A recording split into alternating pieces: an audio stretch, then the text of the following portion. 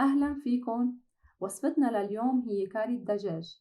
كاري الدجاج هو طبق جدا مشهور بالهند، والكاري هو مجموعة من التوابل أو الأعشاب بما فيهم الكركم المطحون، الكمون، الكزبرة والزنجبيل. حنقدمها إن شاء الله بطريقة سهلة بمكونات بسيطة، بتمنى تنال إعجابكم. وأتمنى لو عم تحبوا الوصفات ما تنسوني من اللايك، وإذا بعد ما اشتركتوا تشتركوا بالقناة وتفعلوا الجرس كرمال يوصلكم كل جديد. وهلأ خلونا نبدأ.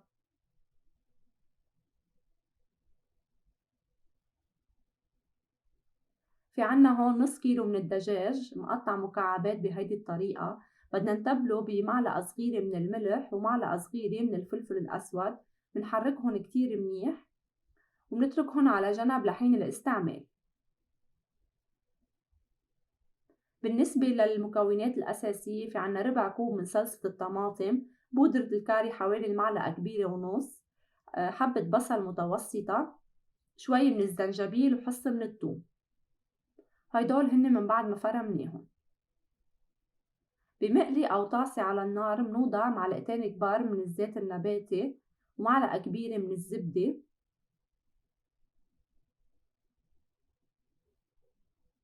ومنضيف الدجاج ومنقلبهم كتير منيح لحتى يصير لونهم أبيض عن الجهتين. هلأ ما رح يستووا معنا سوا كاملة، رح نتركهم حوالي 3/4 استواء لحتى يصيروا أبيض عنا وياخدوا اللون حلو. ومن بعدها بنرفعهم عن النار.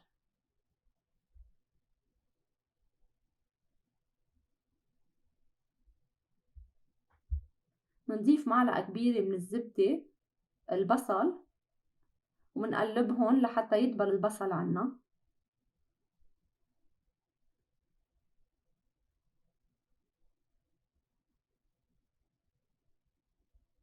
من بعدها منضيف الزنجبيل والثوم ومنحركهم كلهم تقليبة بسيطة لحتى تطلع ريحتهم.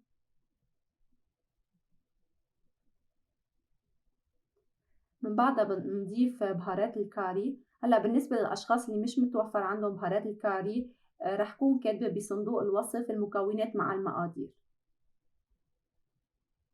صلصة الطماطم ومنطبخهم سوا حوالي دقيقتين. منحركهم كتير منيح ومنتركهم حوالي دقيقتين لحتى تنطبخ عنا صلصة الطماطم. وهلأ منضيف الدجاج منقلبهم كتير منيح لحتى يتشربوا من هيدي التتبيلة الطيبة.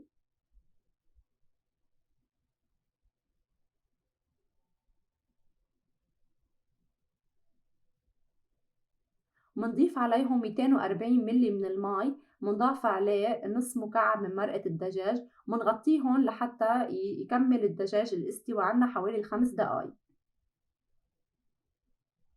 وهلأ من بعد مرور ال5 دقايق الدجاج استوى عنا. منضيف ضمة من الكزبرة اختياري، بس بنصحكم فيها لأنه عاطي طعم كتير طيبة. في عنا هون 240 ملي من الحليب السائل منضيفه، وبدنا نضيف عليه حوالي المعلقة كبيرة من النشا لحتى يعطي الصوص سماكة عنا. منضيف معلقة كبيرة من النشا مندوبها مع الماء الباردة ومنضيفها على الخليط.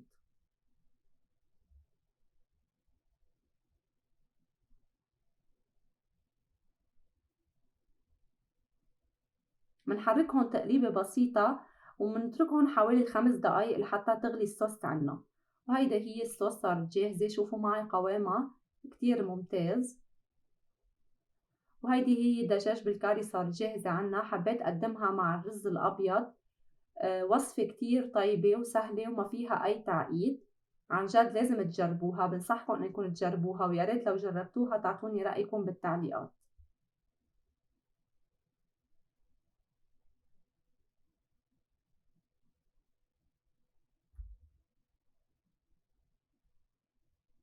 وهيدا كان كل شي لليوم. أتمنى الوصفة تكون عجبتكم، وانطروني إن شاء الله بوصفات بعد أحلى وأطيب.